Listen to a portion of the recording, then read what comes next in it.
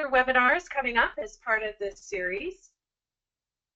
One is on February 28th with Neil Fletcher from the BC Wildlife Federation, and he'll be talking about wetland restoration and construction in the Kootenays. And the final one is on, I've got to be confirmed, but it's on March 8th, Species at Risk on Private Land with Lynn Campbell from the BC Ministry of Environment. So you can register for those online at kootenaiconservation.ca. And if you missed our first webinar on private landowner outreach, you can also find that recorded online at our website. I'd like to thank the Kootenai Conservation Program sponsors and supporters, without whom we couldn't offer these types of programs, and all the other initiatives that the Kootenai Conservation Program takes on. So a special thanks to our program sponsors and supporters. For this webinar, it's going to be 45 minutes with about up to 15 minutes for questions at the end, so a total of an hour. And as an audience member, you're going to be on mute so that we won't get distracting background noises. However, if you have any questions at any point, just use your question box feature on your webinar control panel. And we'll see these as organizers, and I'll be passing on those questions to Nancy. Or if you've got technical questions, they'll be answered by text back to you. The webinar will be recorded, so if you know someone who wanted to attend and couldn't today, please let them know. They can find it on kootenaiconservation.ca on our website. So without further ado, I'd like to welcome our speaker, Nancy Newhouse. She's the Senior Director of Conservation with the Nature Conservancy of Canada, based in Invermere. She's had a passion for conservation her whole life, but it really was sparked by her work with badgers on private land. She was also the former coordinator or program manager for the Kootenai Conservation Program. And now she works with the Nature Conservancy of Canada, who focuses on securing land or acquiring land for conservation. And she gave a short presentation at our fall forum, and a lot of people had questions and wanted more information. So we asked her to come back to give us some more information on how securement works. So if you are asking questions in the question box, we'll be taking pauses either throughout the presentation or at the end to get those answered. So without further ado, I'm so pleased to have you with us today, Nancy. Thank you so much, and we'll pass it over to you. Great, thanks, Juliet. I'll just figure out how to get my webcam on. Okay, show my screen and share my webcam. How's that? There you are, we see you. Great, thanks. And can you hear me okay? I can hear you. Fantastic. And the questions box so I can see those. Okay, well, thank you so much, Juliet. This is a new experience for me to host a webinar, so I'm happy to get some new learning there, and also really happy to share this topic, which I'm super passionate about.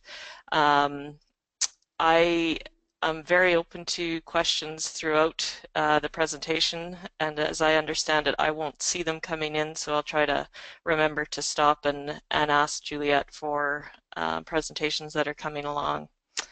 And we should have plenty of time at the end as well.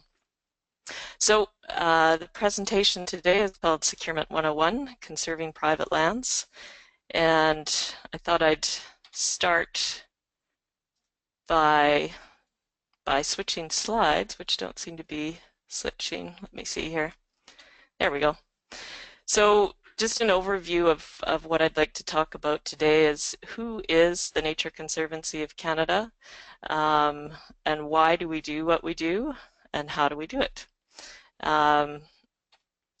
So our statement of vision is that we lead and inspire others to join us in creating a legacy for future generations by conserving important natural areas and biological diversity across all regions of Canada.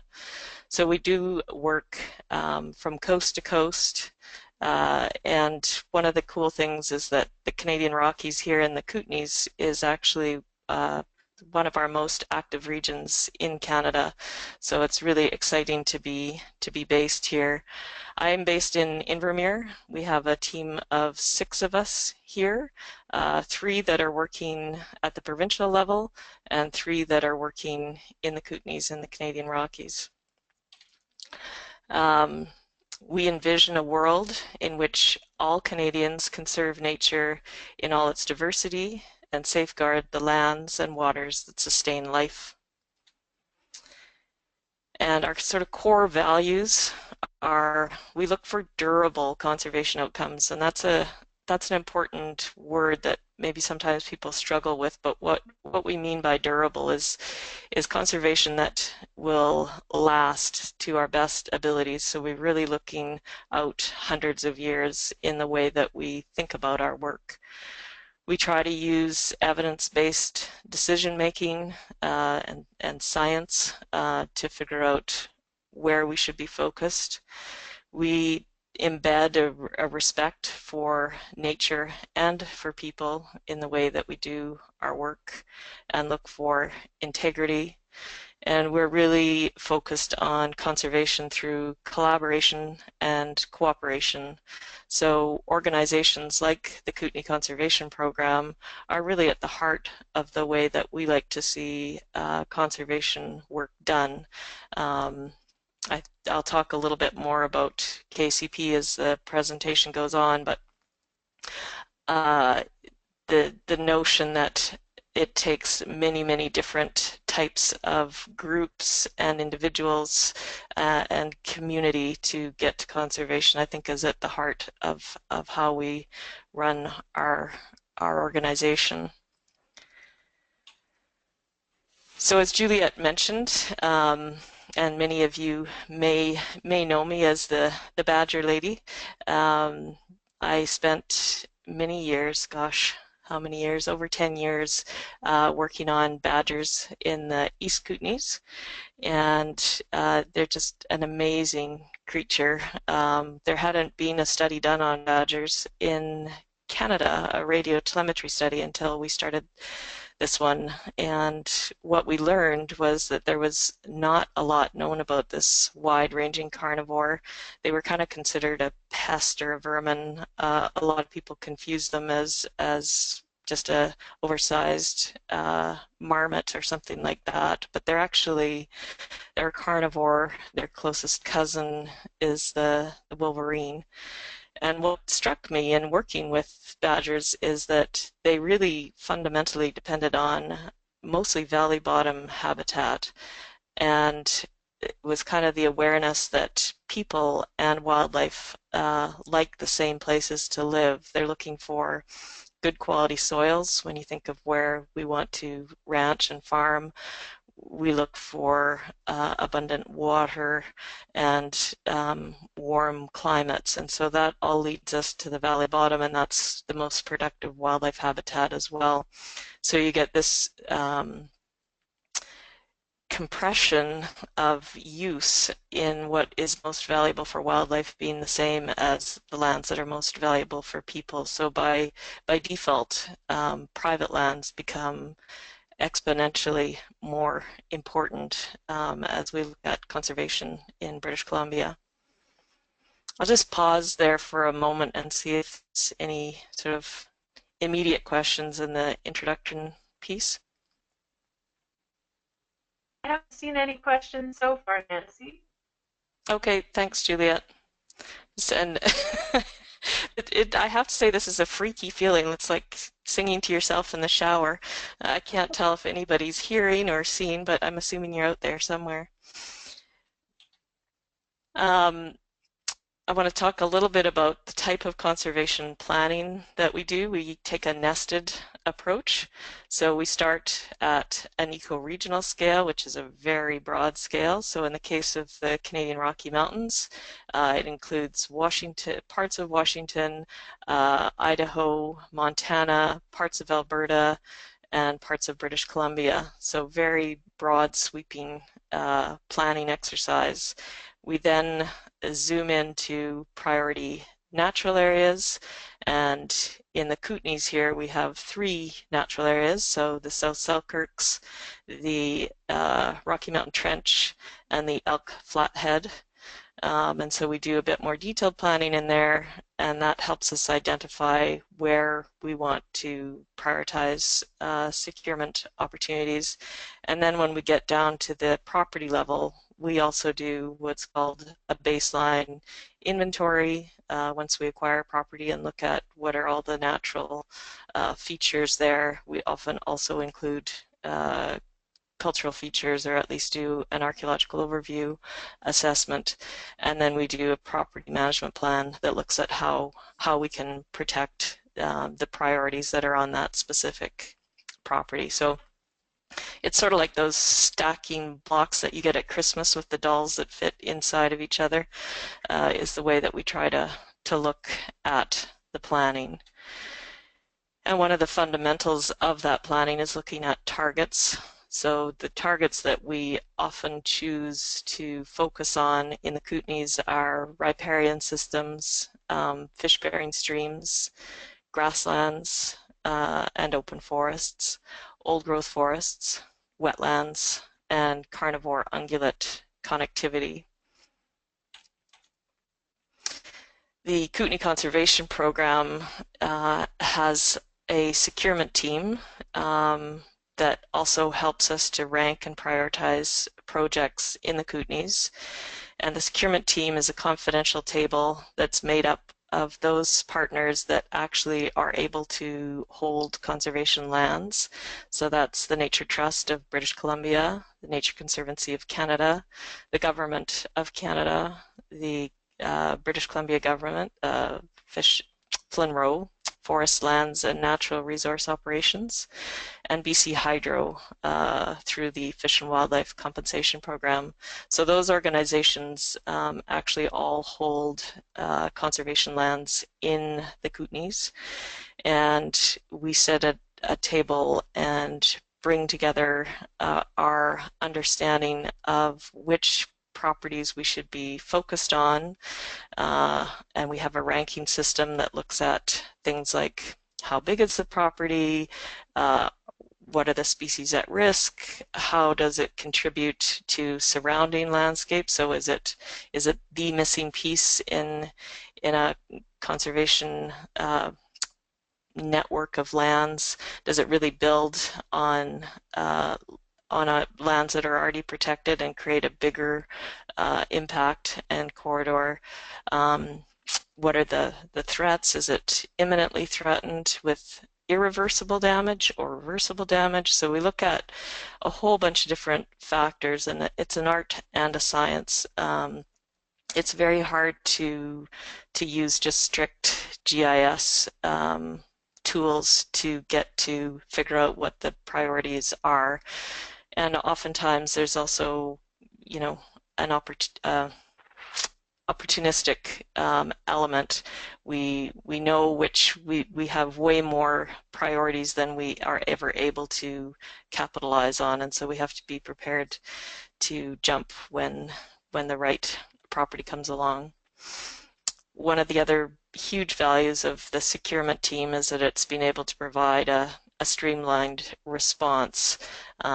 Before the KCP was in place, we would have people that were trying to get conservation organizations to buy their land phone the Nature Trust and then the Land Conservancy and then NCC, and you end up in a very ineffective process. By having KCP as the central clearinghouse, it really makes a much more strategic approach, and it's better for landowners as well, because they can be told, yes, there is an organization and it will only be one that's interested in your project, or no, at this time, although it does have conservation value, there's just nobody that's able to take it. And I think that's, when I think about what people are surprised by, I think there's maybe a myth out there that one of our challenges is to find willing landowners and people that want us to work with them, but the reverse is really true. We have daily,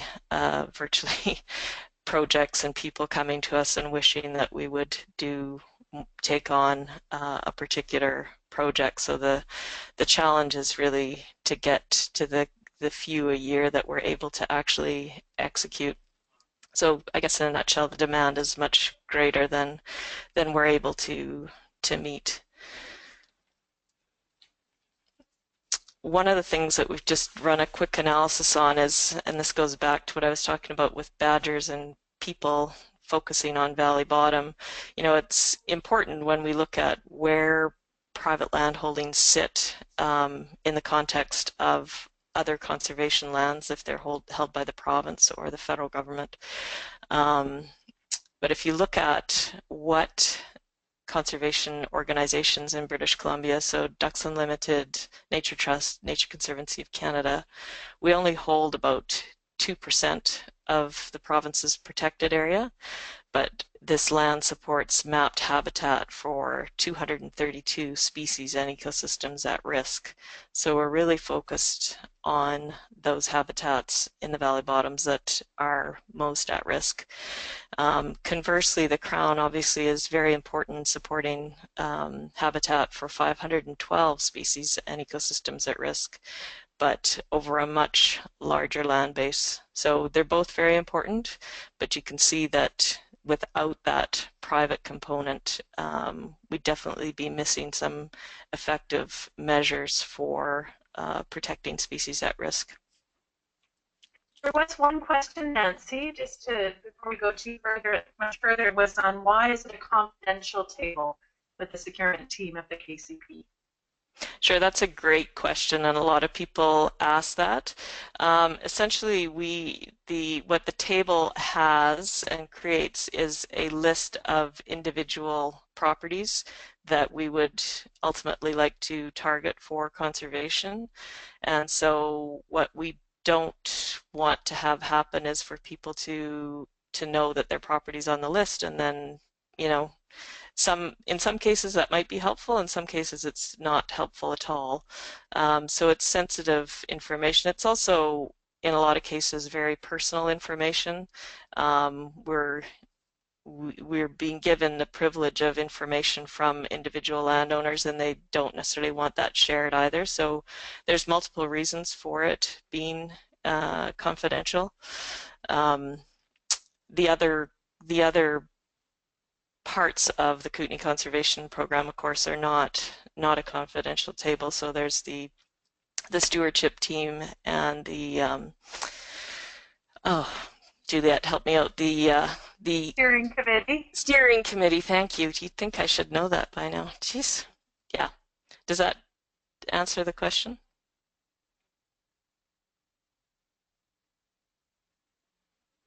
I don't see a response yet, but I think so. I'll let you know if there's any other questions. Okay. So in terms of how we go about our work, some of the key approaches are that we need a willing seller. So we take a non-confrontational approach.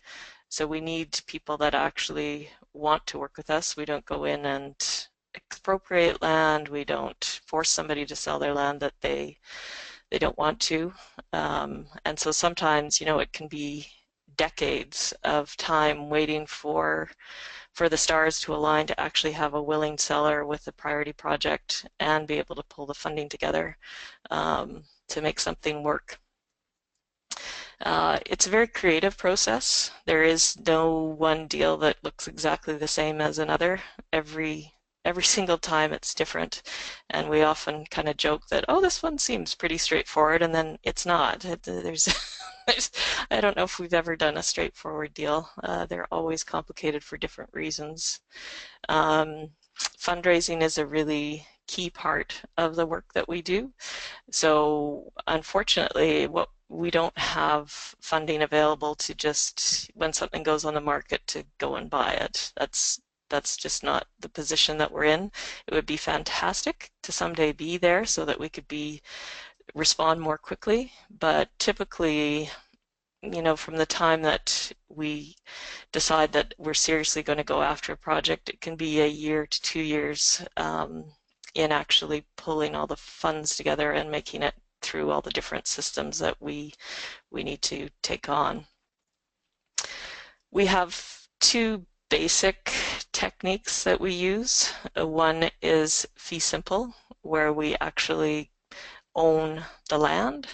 And so it's a real estate transaction where we go in and we are given a donation of the land, or we buy it, or what we call a split receipt. We can get a combination of the two, where part of the value is donated and the other part we purchase. And we also work with what's called conservation covenants. And if we've got people on the call from places other than British Columbia, it's the exact same term as easements in the US and in Alberta. And those really, I think the way I described covenants when we had the last KCP talk was, if you think of a bundle of rights that you have with your land as a landowner, the things that you can do, and if you think of that as a bouquet of flowers, what a covenant does is take away some of those flowers or some of those rights. And typically the rights that we are taking out of the bouquet are the right to build houses, so residential intensification, and to subdivide those parcels. We also often try to amalgamate several parcels into one title so that those lands are protected at scale in the future.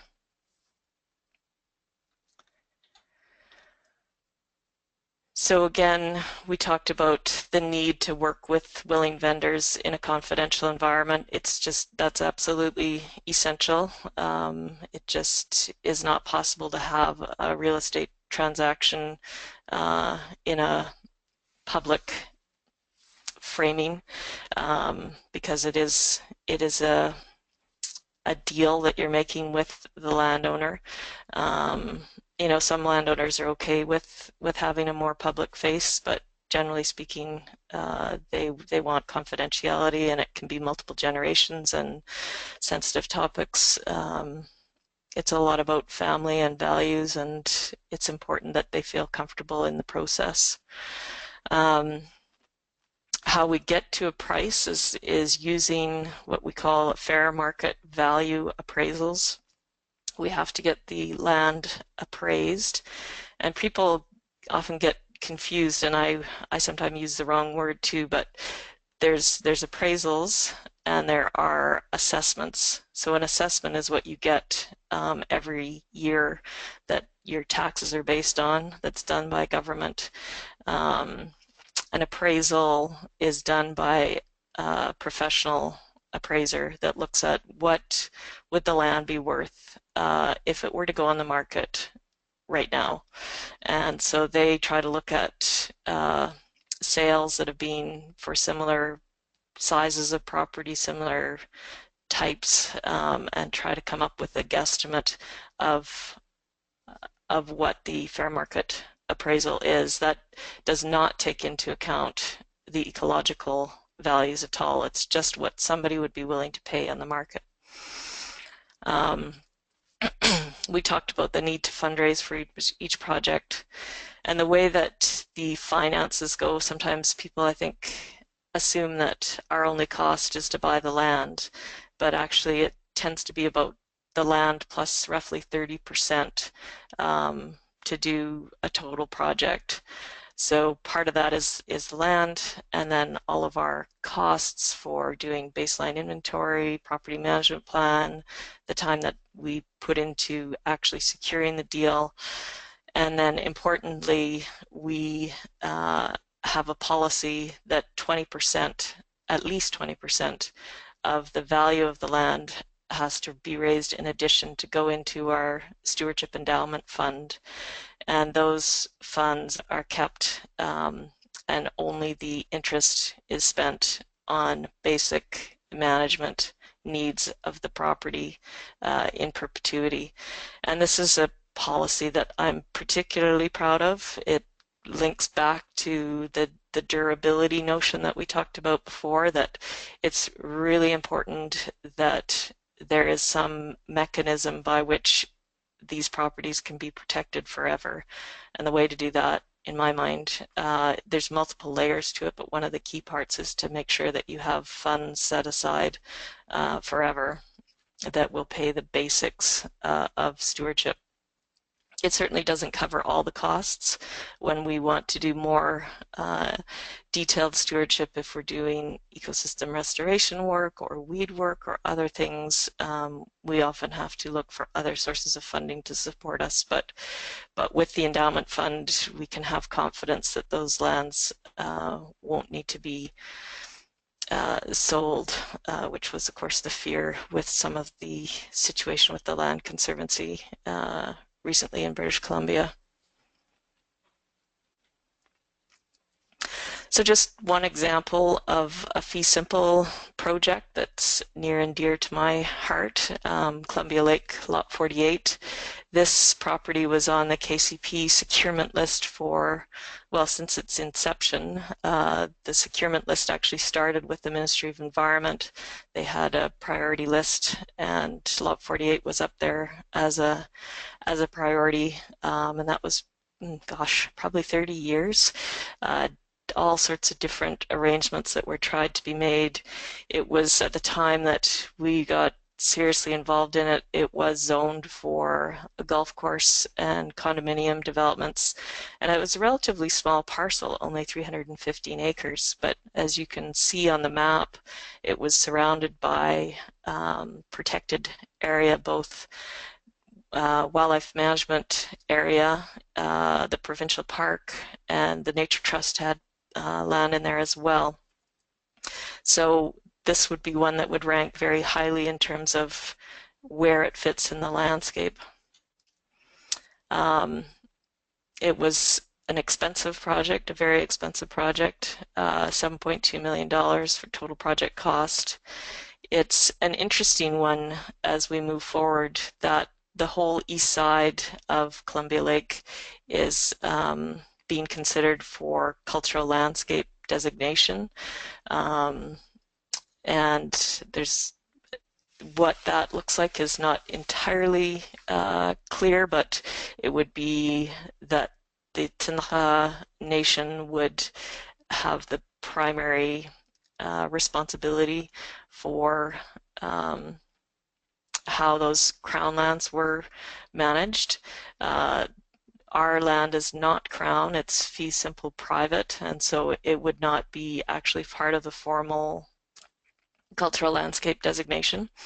But it would be, we would certainly try to align, and we do work regularly with the Kootenai and the province of BC and the Nature Trust and the regional district to see what we can do to align all the management on the east side, being respectful of both the cultural and the ecological values there. We've done quite a bit of work on access management there and ecosystem restoration, so bringing back the grasslands, and on making sure that there's actually the weed situation there is very good, but just making sure that it doesn't spread. So that was just a bit of a touch on what a fee simple deal might look like. Are there any questions on that so far? There were just some comments. Congrats, the Endowment Fund is a great program, and the flowers to the endangered species you've protected, but no questions that I'm seeing right now. Okay, great. I also I realized I don't have oh, hold on. I could figure out the time here. Okay, we're half an hour in. So the covenant, we've talked about fee simple. Covenants are much more complicated. People have a hard time getting their head wrapped around them. I would say the most common misconception about covenants is that they're cheaper than a fee simple deal. It's true that purchasing a covenant is cheaper, but it's also a long-term commitment by the organization to make sure that the terms of the covenant are respected. And so we enter into them very cautiously and with a great deal of clarity around what the covenant will actually say. So again, we work only with willing vendors. We rely on fair market value appraisals. So this piece, I'll try and explain it. It's confusing as to how we value a covenant. Essentially, we have an appraiser come out and say, what if we were to sell this particular piece of land? So let's take one of our recent covenants, which was the SRL K2. So there was 11 different parcels over 11,000 acres. What would those be able to sell for if there were no covenant? So that's one number. And then what if we took those same parcels and applied restrictions and said you can't build any new houses except on one of the parcels. All of those titles are going to be bound together, and you can never subdivide that. So you're going to keep it as one big chunk of natural land. What would that do to the value, to the resale value? And so the difference between what it could be sold as 11 different parcels with development potential versus one parcel with limited development potential, that difference is how we determine the value of an appraisal, or sorry, of a covenant. And again, we have to fundraise for it. Our primary learning over the last many years is that the language in the covenant it's difficult to make sure that you've written it so that it stands up in court, and you need to make sure that it's very, very easy to monitor. And because we are committed to annual monitoring of our covenants as part of the standards and practices from the Canadian Land Trust Alliance. And we want to make sure that if there's restrictions in a covenant, we've monitored it enough that it'll stand up in court and that we can defend that covenant so that it really means something. And the trick is that it's permanent on title. So even if the owners still own the land, remember we've just taken some of their flowers away, and they can still sell their bundle of flowers. But we hold on to those 2 or 3 that we've taken out forever. So it's actually a fairly pricey undertaking. There's the actual legalese on the covenant, the baseline documentation report, the purchase of the covenant from the landowner, and again, the need for the stewardship endowment fund, and the need to be a robust enough organization to make sure that those covenants can be defended if they do need to go to court. And typically what they see in the States, where they've had a lot more experience, is that I think it's around 4 transfers. By the time you get to the 4th owner, they start to say, hey, we don't really like this, and they start to try to push against the covenant. So it's critical that it's clear and defensible. So I just wanted to take you through imagining what it might be like to be a grizzly bear, and maybe think about why our work is relevant. So if you imagine you're a grizzly bear and you've just come over the Purcells, and you're looking down at Creston and seeing the wildlife management area and farms, and thinking, I think there might be a lady that I'd like to meet over in Darkwoods in the Selkirks. How am I going to get there? And so our work really tries to put ourselves in the head of species like the grizzly bear, with the help of scientists like Dr. Michael Proctor. So Michael identified key parcels of land and corridors that he felt needed to be protected to be able to connect the Purcells to the Selkirks. So in the Selkirks, we have our Darkwoods property, 136,000 acres of fee simple lands, and we purchased three different properties from Wynwood, the Midgley property that you can see on the west side of CBWMA, part of what we call Frog Bear, just in the center, and then over on the east at Sirdar, we've got another small parcel. And these were seen to be essential for creating that corridor. And so this is an interesting example. Part of this map, now that I'm talking, is probably a bit tough for you to interpret, but the funny sort of triangle piece in the middle, part of that is fee simple and part of it's purchase covenant. And through the covenant, we put restrictions about fencing, subdivision, and residential intensification. So it's still farmland, but it's open for bears to be able to move through that landscape and get to core habitats on either side, the Purcell Wilderness Conservancy on the one and Darkwoods on the other. So I like this example because it can show how a relatively small investment in private land securement can actually create a corridor to much broader areas. So just in summary, some of the lessons that I come back to regularly are that we think about permanence. That's the currency that we work in. And to be able to do our job, we need time. It's not fast doing land securement, and money. And the key tools are fee simple and covenant. And just sort of this to summarize, I believe that the quality of life depends on quality of nature. So that was my presentation. I think we've got some time for questions now, Juliet. Yes, perfect. Thank you, Nancy, so much.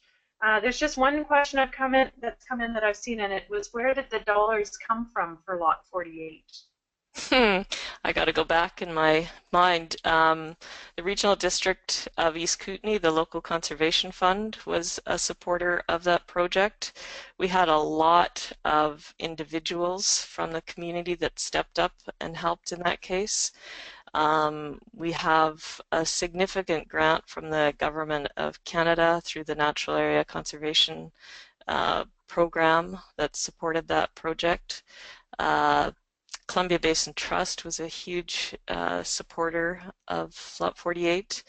The Fish and Wildlife Compensation Program, BC Hydro, was a significant donor. What else did we have there? And the question was also, question was also clarified about where does the money come from in general for your acquisition. So I think you're answering that too for the rest of the community. Sure. Yeah, Tech is another was another significant funder to the Lot 48 project. So Tech Coal. Yeah, so the funding comes from a variety of sources. We're a charity and a not-for-profit. So everything from government to foundations to individual donors support both projects and, equally importantly, or perhaps more importantly, sort of our ongoing operations, because it takes a lot to maintain the organization and be able to respond to community questions and interests above and beyond just securing the land. Great. If you have any questions, you're on mute, so we can't hear them verbally, but if you want to type them into your questions box, we'll give a few more minutes to Nancy to answer questions.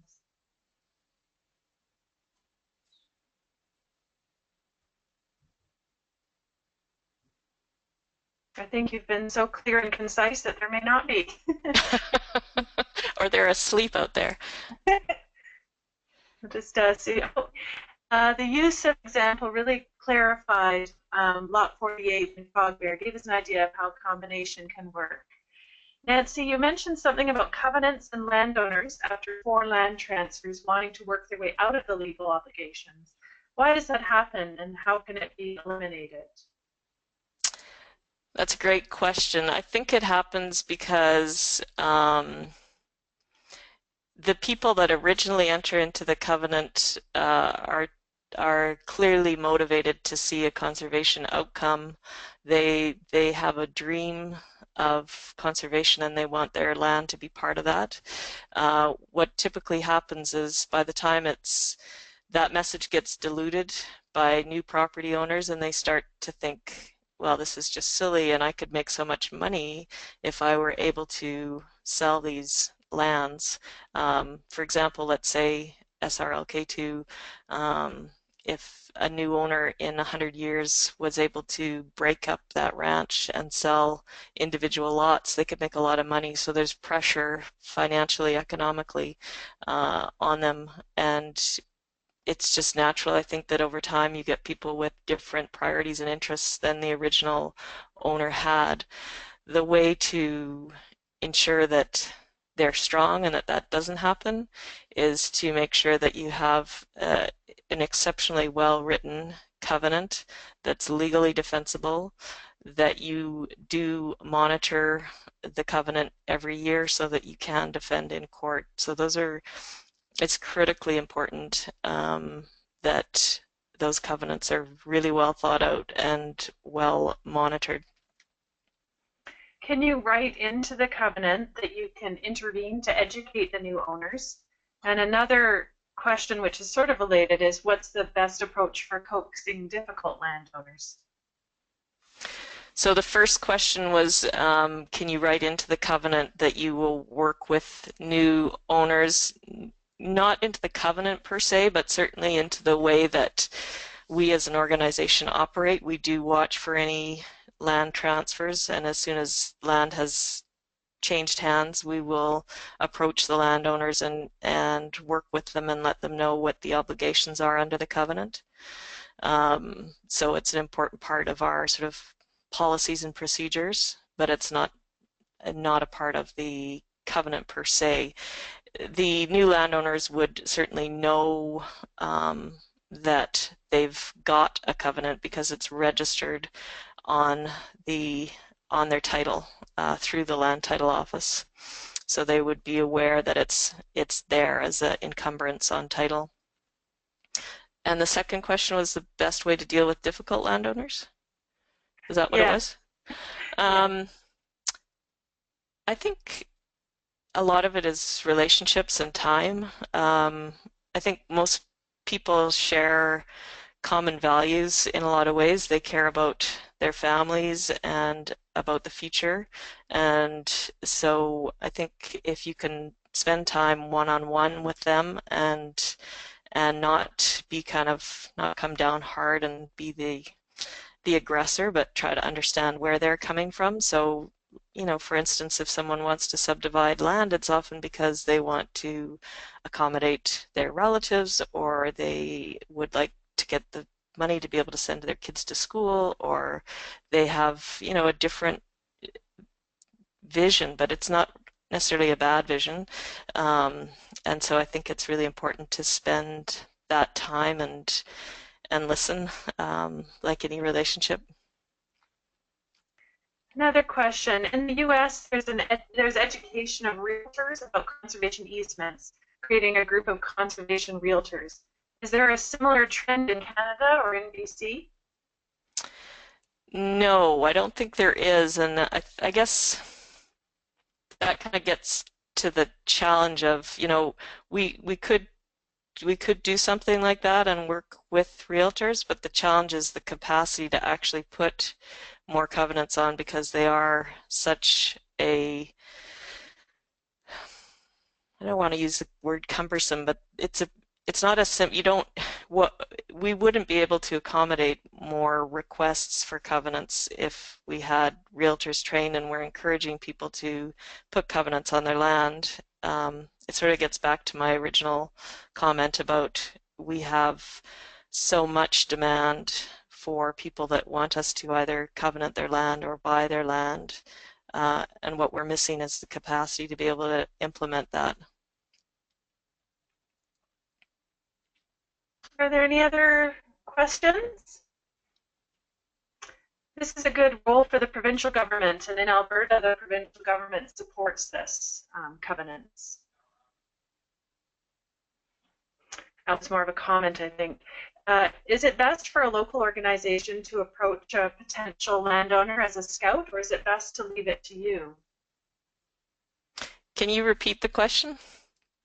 Is it best for a local organization to approach a potential landowner as a scout, or is it best to leave it to you, to the Nature Conservancy of Canada?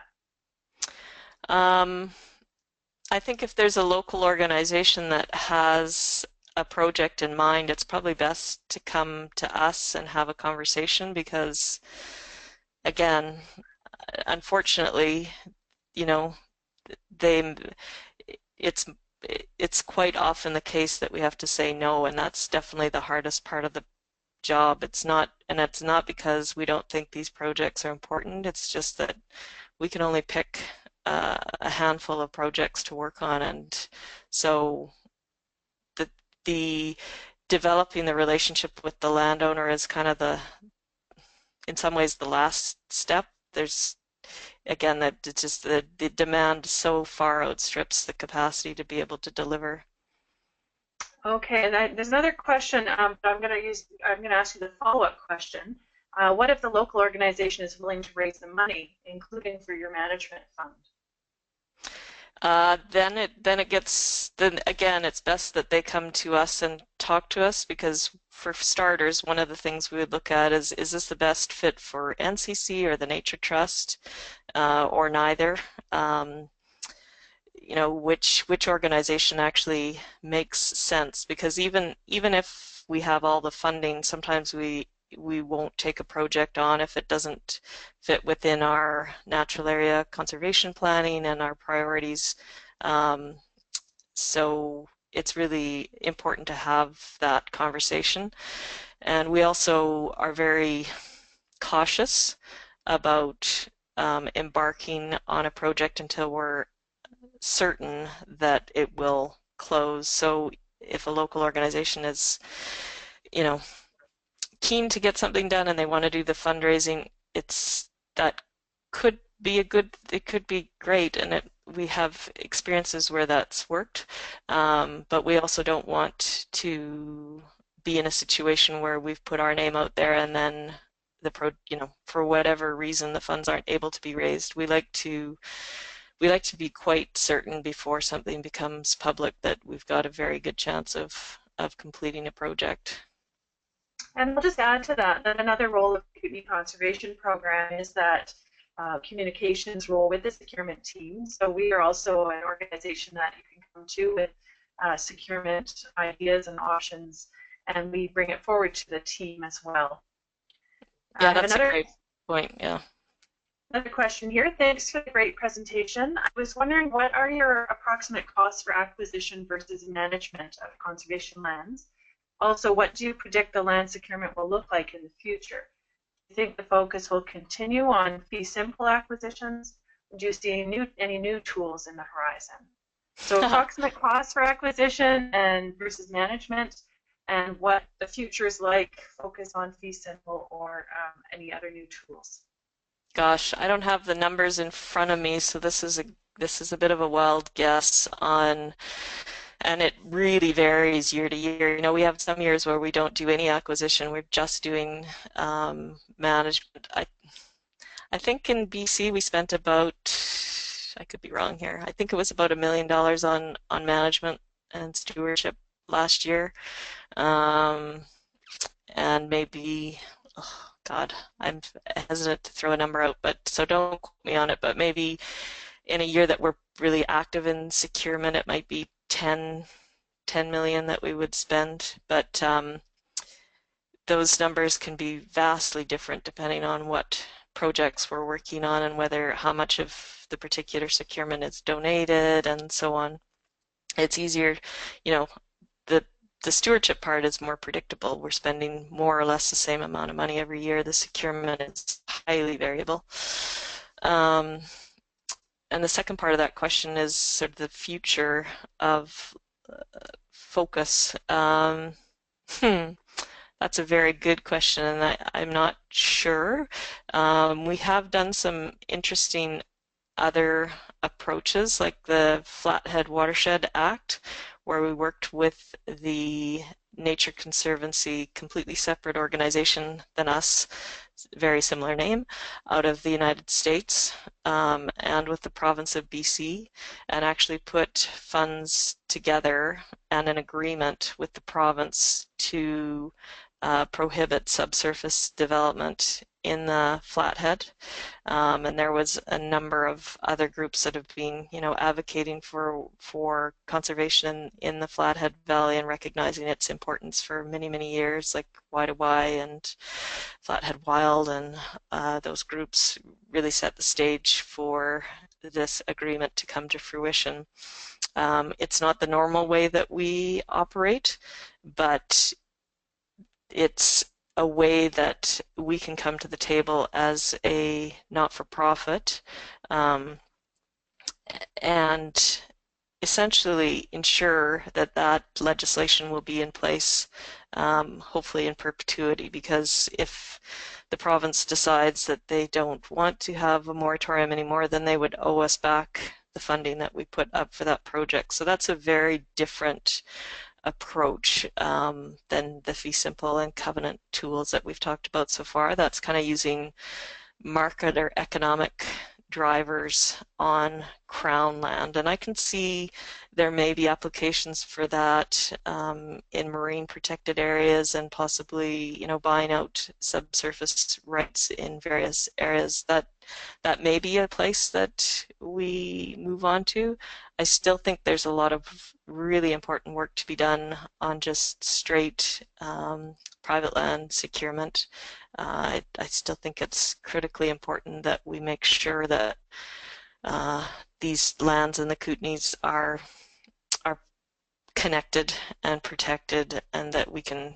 One of the things I didn't talk about today is that we're so incredibly fortunate to live here, where we have all the carnivores, all of the ungulates, incredible bird populations still thriving in our home. And so I think it's really important that we work to keep those lands functioning. It's much easier for those of you that have been to Europe and seen the incredible investment that's made in some places on restoration. We are in the fortunate position of putting most of our efforts into actually protecting what's still working rather than fixing what's damaged already. Here's a tricky question, Nancy. Oh, well, there's a few coming in. Just bear with me. Well, we understand the restrictions on NCC's capacity. There's obviously pent-up demand for land conservation. What other avenues are there, or how can we stimulate this? I mean, that's a really good question, and I'm not. It's one that we've struggled with. I don't know what the right answer is to that. Certainly at the coast, there's a number of smaller land trusts, community-based land trusts, which there's lots of value in that approach, provided they're able to meet the standards and practices, so that we don't end up in sort of bankruptcy protection situations like happened here recently. So I think there may be ways to do that. There's also, local governments may have a role to play through regional districts in parks and protected areas, and that's one of the challenges too, is that land is a value for so many different reasons, not just ecological. And so how do you address those more recreational interests, cultural interests, and so on? I don't have a ready answer for that, but I think it's an important question, and I know a lot of people with the KCP have really tried to struggle with that and wrestle it to the ground. And a comment on that is support and mentor more community-based land trusts. So I have 2 other questions. Does NCC have a size requirement for potential private land acquisitions? And are smaller eco-sensitive parcels just as valuable? If not, are there other parties that should be involved and are lobbied? Great question. Typically size matters, but it's not necessarily, there is no sort of hard and fast rule. So as I showed you on the frog bear example, we were able to pick up relatively small parcels in the Creston Valley that were essential for creating a corridor between the Purcells and the Rockies. So that said, we also recognize that if we can work at scale, bigger typically is better. So it really depends. If it's a linchpin holding that's a piece of private land in the middle of a conservation context and it's at high risk, then it can be quite small. Or if it's a part of a corridor that is going to make a real strong connection. But if we're faced with looking at, let's say, 1 acre of, I don't know, a grassland open forest habitat that's very good quality versus 1,000 acres of grassland habitat that's very good quality, we're going to go big when we can. The other organizations that can be approached, and this is where again KCP comes into the picture, is serving as that clearinghouse for people that want to have their project looked at, is the Nature Trust of BC. They also are active in the area. And then, yeah, if those two options fail, that's where it gets tricky at this point. As I say, it's possibly local government or other smaller land trusts. But in the Kootenays, we have the Kootenai Land Trust, but they've got a pretty small geographic area that they're focused on right now. And the Land Conservancy is just rebuilding itself to work, as I understand it, primarily on covenants. And likewise, the Valhalla Wilderness Foundation Land Trust is quite limited in its scope as well. I've got the name wrong on that, I'm sorry. Okay, last question, because I know we're pushing our time here. Could you give an example of restoration on newly acquired lands? Sure. Probably one of the examples is Columbia Lake Lot 48, where we've been doing ecosystem restoration. So typically what's happened in the trench here, in the Rocky Mountain Trench, is that we have controlled fire over the last 100 years. And, because Smokey the Bear said to put out fires, and we've got all of our infrastructure in our communities, and so we're very leery about having wildfire. And as a result, what you see happening on these grassland open forests areas is that you get small trees, Douglas fir primarily, that start to fill in into these grassland areas, and that can really degrade habitat for species like bighorn sheep and badgers that depend on these open forests.